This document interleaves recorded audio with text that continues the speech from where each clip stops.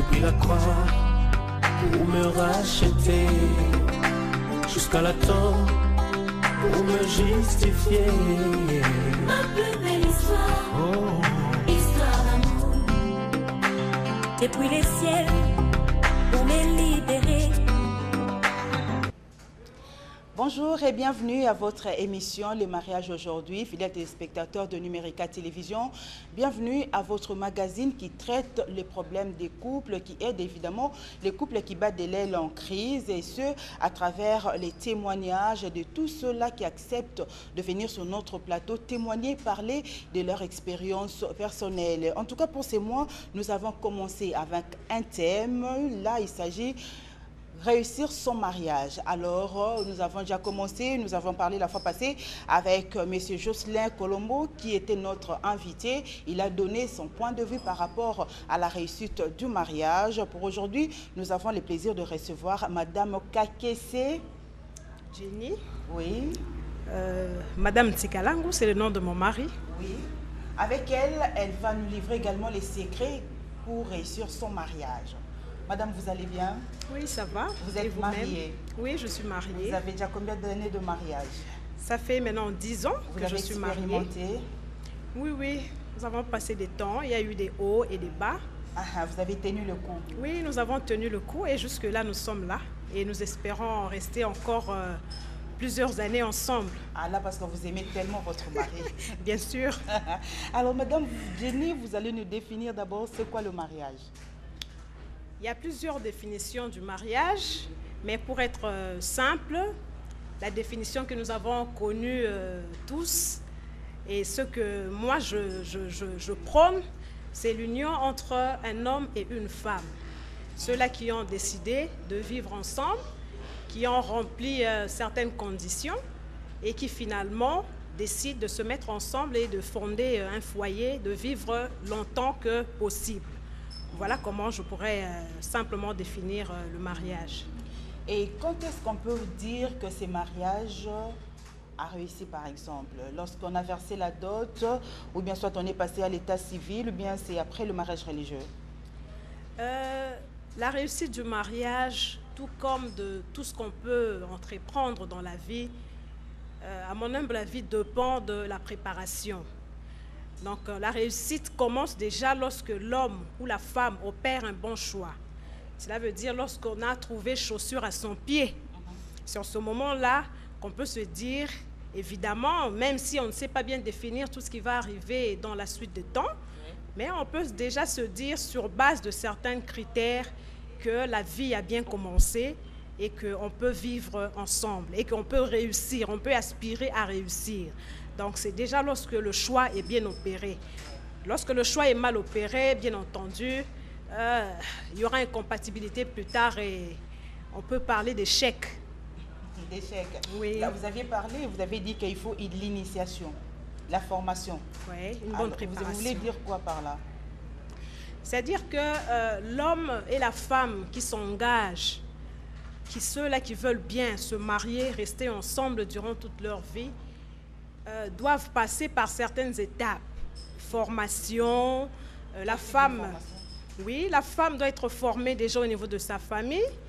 Hein, nous allons remarquer que dans la société traditionnelle, la femme devait être formée, initiée. On devait lui montrer comment est-ce que devait tenir sa maison, comment elle devait respecter son mari. Qui doit former la femme? Qui doit former la femme? En tout cas, la formation passe d'abord par la famille. La famille en général? La famille en général, la maman, oui. Si la femme a la chance de grandir avec sa maman, ou toute autre personne qui la prend en charge, son père, oncle, tante, l'église a sa part, l'école, toute autre formation, toute autre personne plus âgée qui a une certaine expérience peut toujours apporter quelque chose dans la formation de la femme. Oui. Et l'homme?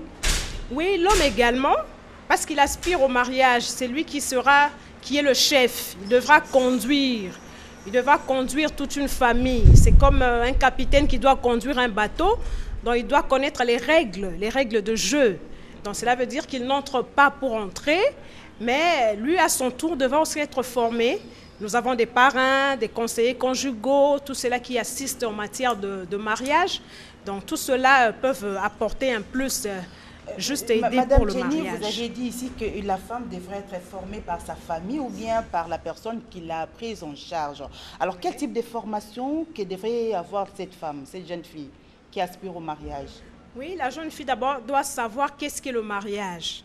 Parce qu'on ne peut pas s'engager dans quelque chose si on ne connaît pas les règles de jeu, on ne connaît pas les définitions, on ne sait pas ce qu'on doit faire et ce qu'on ne doit pas faire. Quelles sont les règles du jeu du mariage alors? Voilà. L'homme et la femme qui s'unissent. Ouais.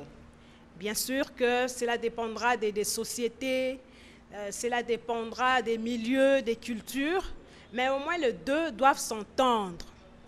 Ils doivent s'entendre sur quelque chose. Là, c'est pendant les fiançailles. Pendant les fiançailles, et c'est ce qui va conduire justement... Pour se connaître.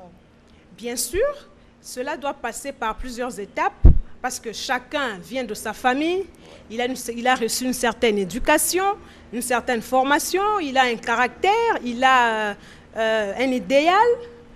L'homme se dit, moi je vais épouser une blanche par exemple, je vais épouser une métisse, je vais épouser une femme qui sera pour moi une maman, une femme qui va me soutenir et tout cela. Mais la femme se dit, bon moi je vais me marier pour être heureuse, je vais avoir des maisons, je vais voyager, je vais avoir des enfants. Ce qui n'arrive pas toujours. Ce qui n'arrive pas toujours. Donc si les visions ne s'accordent pas, sachez que plus tard on va parler d'incompatibilité et il y aura des problèmes sur problèmes parce qu'on ne sait pas bien définir les choses, bien le départ. Là, c'est la part de la jeune fille et le jeune garçon. Mais vous aviez dit que la femme devrait être formée par sa maman. Alors, qu'est-ce que la maman doit faire pour former sa fille pour le mariage? Voilà, merci. La maman, parce que nous supposons qu'elle est déjà mariée, qu'elle a eu une certaine expérience, elle à son tour, elle a aussi été formée par d'autres. Avec l'expérience qu'elle a acquise, les bonnes choses qu'elle a eu à vivre, tout comme les mauvaises choses qu'elle a eu à vivre, les sacrifices qu'elle a eu à endurer, eh bien, nous supposons que si elle est sage, aussi il faudrait que cette femme-là soit sage. Parce qu'on donne que ce qu'on a. Si vous transmettez des mauvaises choses à votre fille pour dire que l'homme ne doit pas tonner sur vous, que l'homme n'est pas supérieur, eh bien, cette jeune fille, lorsqu'elle entre dans le mariage, elle va déjà avec une idée préconçue, que l'homme ne peut pas me diriger. Et pourtant, l'homme est le chef, l'homme, c'est le... Oui, il doit donner des ordres, la femme doit rester soumise, la femme doit être douce, elle doit être tempérante, elle doit obéir à son mari. Donc, malgré tout. Donc, on donne que ce qu'on a. Donc, la maman va essayer, tant bien que mal, même si on ne peut pas tout définir d'un coup, mais de montrer à la femme, à la jeune fille, les travaux ménagers. Une femme, ça doit savoir tenir sa maison, elle doit savoir faire le ménage, faire la cuisine. Mais Madame Jenny, vous savez que vous avez de l'expérience. Vous connaissez également qu'avec nos jeunes filles aujourd'hui, elles sont beaucoup plus à l'école qu'à la maison. Et quand est-ce qu'on aura le temps de former ces jeunes filles qui passent tout leur temps à l'université? Oui, mais nous avons aussi été formés. Nous avons étudié, nous sommes allés jusqu'à l'université. Comment ça s'est passé avec vous-même pour votre mariage? Oui, moi, j'ai eu la grâce de grandir avec mes deux parents. Ma maman est encore en vie, je la salue de loin là où elle est pour le grand travail qu'il a eu à battre. Ouais. Elle nous a montré le chemin du Seigneur. Ça, c'est vraiment un grand avantage pour nous. Elle nous a également montré comment est-ce que nous devons vivre en famille. Ouais. Et je me rappelle bien que nous vivions avec nos sœurs et nos cousines. Elles ne faisaient en tout cas exception de personne. C'était déjà un bon exemple pour nous. Alors, pour nous stimuler à travailler, elle établissait des calendriers, un planning. On savait que tel, aujourd'hui, c'est ton rôle. Si tu étais programmé pour faire la cuisine, bien sûr qu'elle devait quand même assister, mais tu es obligé de le faire jusqu'à la fin et bien présenter les choses. Si tu es programmé pour faire la lessive, tu seras obligé de le faire, nettoyer la maison. Donc, on avait chacun son rôle bien déterminé. Bien sûr, on pouvait intervertir. À un moment, il y a de celles-là qui étaient rebelles. Mais ça nous a formés à tel point que dès le jeune âge, on savait tenir la maison. À son absence, tout comme en sa présence, chacune des filles savait au moins prendre ses responsabilités, Donc, quand elle doit aller au marché, quand elle doit préparer la table, dresser la table, elle doit faire de telle sorte que tous ceux-là qui sont invités ou tous les gens de la maison puissent trouver de quoi manger. Mais on avait quand même de celles-là qui, lorsque c'est son tour à elle, il y a toujours des critiques. Elle achète les pains, mais elle ne sait pas bien faire les calculs. Soit qu'elle-même, elle veut manger plus que les autres. Mais il arrivait un moment où on se sacrifiait. Lorsqu'on dresse la table, on fait la cuisine, on fait de telle sorte que ceux-là qui seront servis soient satisfaits. Et s'il arrive même que moi-même qui ai pris les choses en main, que j'arrive à manquer, bon, tant mieux. Mais ce qui était intéressant, on apprenait et chacun se retrouvait. Et ce que vous aviez appris, c'est ce que vous reproduisez aujourd'hui chez vous à la maison? Oui, ce que nous avons appris, ce que nos parents nous ont enseigné, ce que nous avons vu des aînés, ceux-là qui sont passés avant nous, qui sont entrés dans le mariage avant nous aident. Et tout ce que nous retrouvons aujourd'hui nous-mêmes dans certaines formations, on peut aussi lire, on peut discuter dans certains forums. Donc, on ne peut pas dire qu'on a tout appris, que c'est fini, nous sommes parfaits, non. Et papa ne se plaint pas jusqu'ici, hein? Bon, les plaintes, ça ne peut pas manquer parce que nous ne sommes pas parfaits, je venais de le dire. Donc, nous continuons à apprendre. Il y a des fois où on se laisse dans la fatigue, à un moment, une certaine négligence qui entre, mais nous faisons un effort pour pouvoir remplir le rôle. Alors, qu'est-ce que vous faites jusqu'à ce niveau pour réussir votre mariage? Livrez-nous un peu votre secret. Vraiment, ça, c'est une bonne question. Le secret, c'est que j'ai, dès le départ, pendant même que je grandissais, lorsque j'étais encore jeune fille, même quand je suis arrivée à l'université, quand je terminais même mes études, c'est vrai que j'avais plusieurs idées dans ma tête. Mais lorsque je me suis retrouvée, reconnue en tant que femme, j'ai eu la grâce de fréquenter des grandes personnes qui m'ont vraiment aidée dans leur façon de faire. Et c'est ce que j'essaye d'appliquer jusqu'aujourd'hui. Petit à petit, avec la grâce de Dieu, comme je l'ai dit, nous sommes chrétiens. Nous essayons de faire ce que nous pouvons faire tant bien que mal. Voilà comment... Ça on connaît. Oui. Entrez maintenant dans les vifs de votre relation avec votre époux.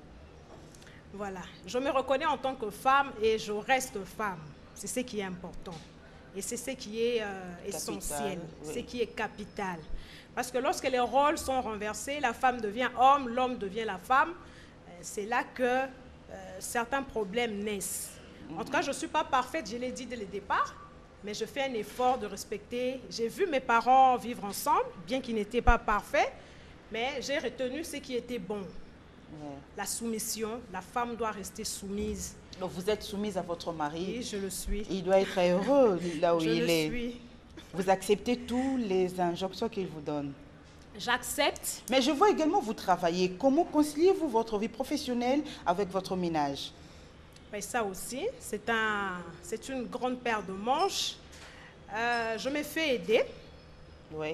Oui, j'ai une bonne qui m'aide dans certains travaux ménagers. Bien sûr que je donne les grandes lignes. Elle m'aide à faire la cuisine à un moment. Vous êtes tout le temps partie? Oui, parce que déjà à 7 heures, nous sommes partis et nous avons 8 heures de temps de travail à compter avec les embouteillages. Et des fois, si nous devons aller au-delà des heures de service, donc nous sommes à la maison vers les 16 heures, 17 heures. Oui. Donc la maison doit être tenue en notre absence. Les enfants doivent être pris en charge pendant que nous sommes absents. Donc je viens prendre la relève juste après.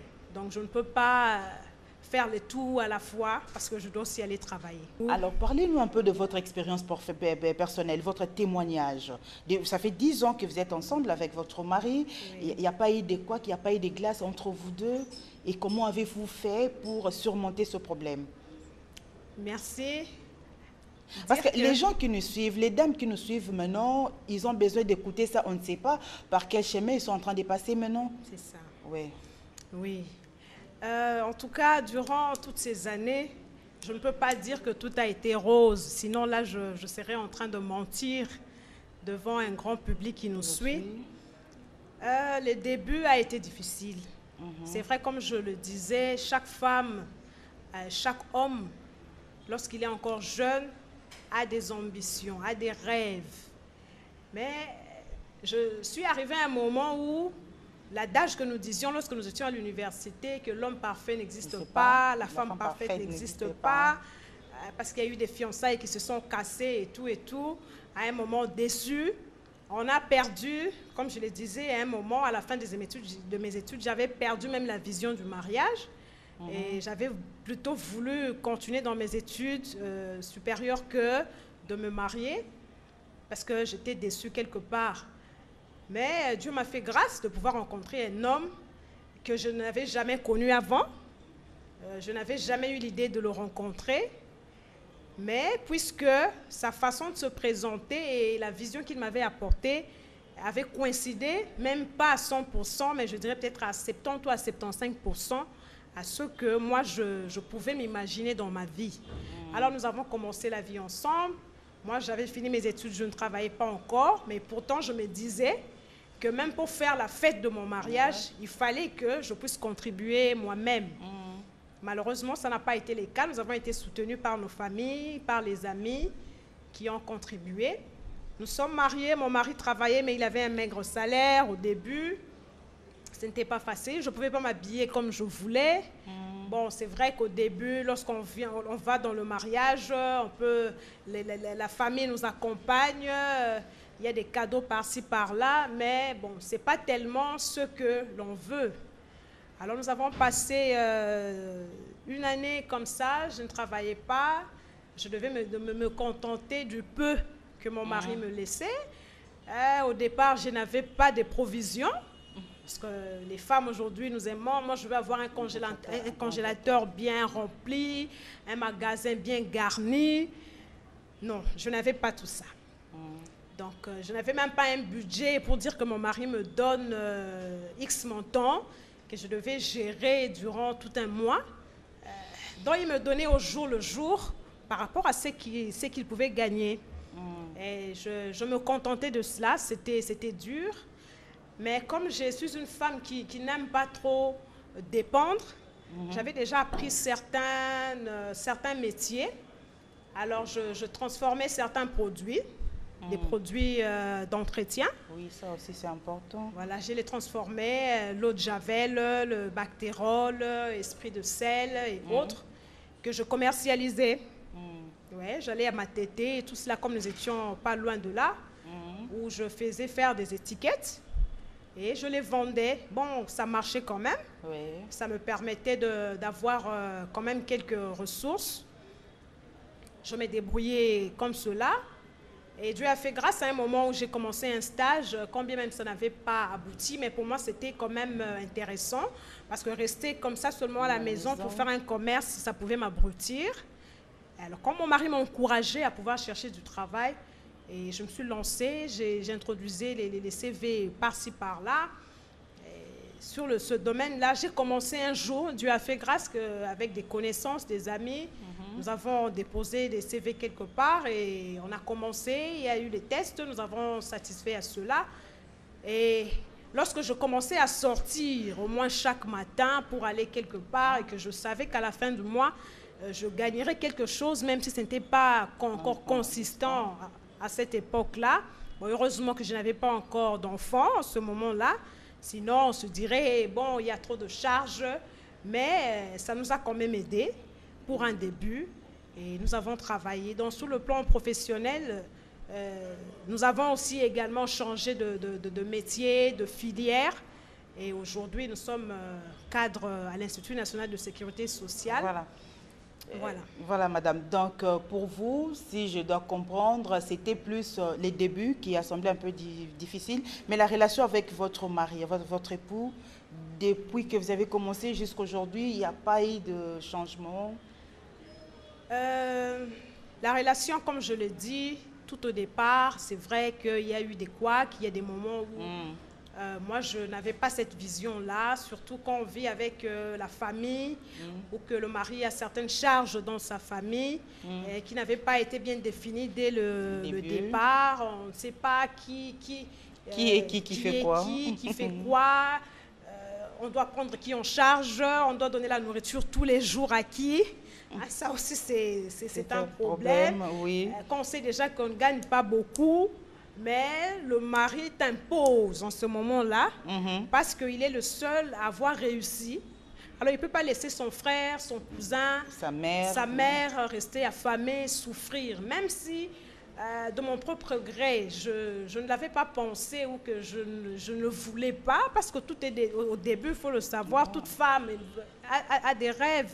Elle veut rester chez elle, elle veut être aussi maître, elle veut rester seule chez elle, se sentir à l'aise, donner des ordres. Voilà. Alors, Madame Jenny, pour vous, quand est-ce qu'on peut dire qu'un mariage, ces mariages a réussi? Pour vous, personnellement? Oui. Est-ce qu'on peut parler, on peut affirmer que le mariage peut réussir aujourd'hui? Oui, le mariage peut réussir. C'est comme nous l'avons dit tout au début, lorsque le choix a été bien opéré, l'homme a vraiment eu chaussure à son pied et la femme également. Combien même nous venons des familles différentes, avec des éducations différentes, on n'a pas vécu la même enfance, ça aussi il faut le savoir, parce que nous sommes affectés, nous sommes ceux que nous sommes, tout ce que nous avons reçu depuis notre enfance. Il y a de ceux-là qui sont nés et qui ont grandi avec les deux parents, il y a de ceux-là qui ont vécu dans des mariages polygamiques, où la marâtre était dure, où le papa était tout le temps parti. C'est le mauvais exemple que l'on a reçu, qu'on a vu. C'est la mauvaise ambiance ou la bonne ambiance dans laquelle on a vécu qui détermine aussi ce que l'homme ou la femme sera demain. Donc, si les choses dès le départ ont été bien définies, les visions de l'homme et de la femme se sont bien accordées, quand bien même il y a des aléas, on ne peut pas tout prévoir, on ne peut pas dire que tout va aller, c'est l'homme que j'ai aimé, c'est la femme que j'ai aimée, mais on se retrouve déçu quelque part un jour parce que l'homme est faillible, parce qu'on ne peut pas tout prévoir. Donc il y a des choses qui arrivent, que ce soit endogènes tout comme exogènes, qui frappent sur le couple, qui frappent sur l'homme et la femme qui s'aiment, qui veulent bien réussir, qui veulent bien aller de loin. Donc, on ne peut pas tout définir, mais au moins, il y a certains principes, certaines bases. Si déjà on les reçut dès le départ, le reste va aller.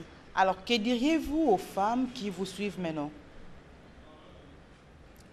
Oui, je dirais que le mariage est une bonne chose. Oui. Est une bonne chose, en tout cas, si au moins on reste dans ce qui est acceptable. C'est-à-dire? Parce qu'aujourd'hui, on parle du mariage pour tous. Il y a des femmes qui se marient entre elles, il y a des hommes qui se marient entre eux. Mais si l'on respecte tel que nous le prônons, un homme se marie avec une femme, respecte certains principes de la vie, parce que le respect de la personne humaine est aussi important. Il y a des femmes qui sont malheureuses aujourd'hui parce qu'il a épousé un homme qui est macho, un homme qui ne la respecte pas, qui la bat tous les jours, qui l'impose toujours des choses, qui ne l'écoute pas. Ça arrive, mais je demanderais seulement aux femmes de pouvoir bien réfléchir avant de s'engager. Parce qu'à un moment, on ne sait plus faire marche arrière. À un moment, puisqu'on s'est déjà engagé, même la famille ne peut plus rien faire. Quand bien même on peut trouver une voie de sortie, la femme dit « bon, je vais divorcer ». Parce que je veux me débarrasser de cet homme qui me torture, de cet homme qui a plusieurs maîtresses, de cet homme qui est pauvre, parce que moi, je n'ai pas voulu épouser un homme qui est pauvre. Il a perdu son travail après? Il a perdu son travail. La femme ne se retrouve plus parce qu'elle est matérialiste, ça arrive. Ou des fois que lorsqu'on rencontre des difficultés avec la belle famille, on se dit, bon, moi, je ne veux plus de cette belle-mère. Ou des fois même quand vous n'avez pas d'enfant, ça, c'est aussi un problème dur. Parce que nous avons passé 10 ans. J'ai eu à concevoir, mais j'ai fait des fausses couches. Ce n'est que la 6e année où j'ai pu avoir un enfant. Donc, ça n'a pas été du tout facile. Donc, on ne pourrait pas dire que c'était de la faute de l'homme. On ne pourrait pas dire que c'était de ma faute. Mais nous avons eu à surmonter toutes ces étapes-là. Et nous espérons encore avoir beaucoup plus d'enfants demain. Quand bien même ce n'est pas nous qui définissons les choses ou nous tenons les choses à 100%, mais au moins il faudrait se sacrifier, avoir le cœur d'une mère. Une mère, c'est celle-là qui supporte, c'est celle-là qui pardonne, c'est celle-là qui est équilibrée. Quand bien même les choses ne marchent pas, c'est celle-là qui sait tenir le coup. Parce que les choses ne vont pas aller comme sur des roulettes tous les jours. Même si on est première dame de la République, même si on a toutes les ressources du monde, même si on peut voyager, aller dans toutes les belles îles du monde, même si on peut conduire n'importe quelle voiture, même la TX la plus chère du monde, même si on peut s'habiller comme on veut, manger comme on veut, en tout cas, les choses n'iront pas toujours. Si on a de l'argent aujourd'hui, demain, ça peut diminuer. Si on a du travail aujourd'hui, demain, on peut perdre. Ça dépend. Mais vivre avec ce qu'on a. Quand on a beaucoup, on sait vivre, on sait faire des provisions, on sait garder, parce que lorsque viendra la période de vache maigre, on sait comment vivre avec ce qu'on a déjà gardé. Donc c'est une femme qui doit incarner beaucoup de rôles à la fois. Elle est Premier ministre, elle doit savoir bien gérer, elle se donne des ordres elle-même, elle doit savoir vivre en période de récession, elle doit savoir vivre en période d'expansion. Donc c'est vraiment, moi je dirais que la femme, elle est géniale. Donc c'est celle-là qui sait. Si seulement si elle est également attentive. Si seulement elle est attentive. Oui, parce qu'il y a des femmes qui sont négligentes, hein. Il y a des femmes qui sont très négligentes, qui se négligent elles-mêmes d'abord, qui négligent le mari, qui négligent les enfants, qui ne savent pas tenir la maison, qui négligent même la belle famille. Vous savez. Donc parce qu'il faut également prendre soin de son mari. Oui, il faut prendre soin de son mari, c'est ce qui est important. Comment, madame? Mais cet homme-là qui t'a aimé, celui-là qui est venu te prendre chez tes parents, celui-là qui a versé la dot, celui-là qui t'a amené devant l'officier de l'état civil, celui-là qui t'a amené à l'église qui sommes chrétiens, celui-là qui t'a donné son nom. Wow. Parce que moi, je me suis présentée, je suis née Kakese, mais je suis Madame Tsikalangu. Voilà. Donc, voilà, donc je dois le respecter parce qu'il m'a honorée.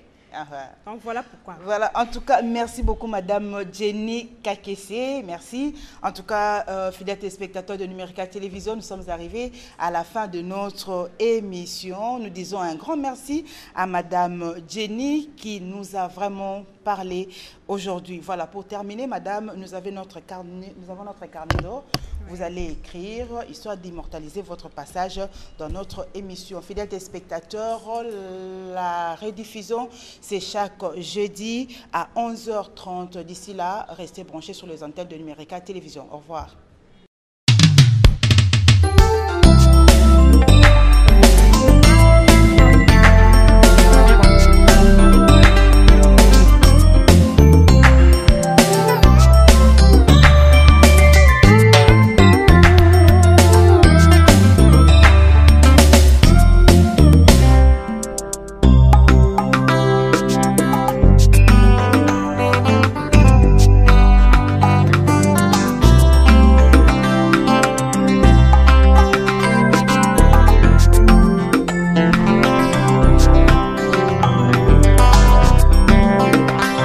Depuis le ciel, pour me libérer, depuis la croix, pour me racheter, jusqu'à la tombe, pour me justifier.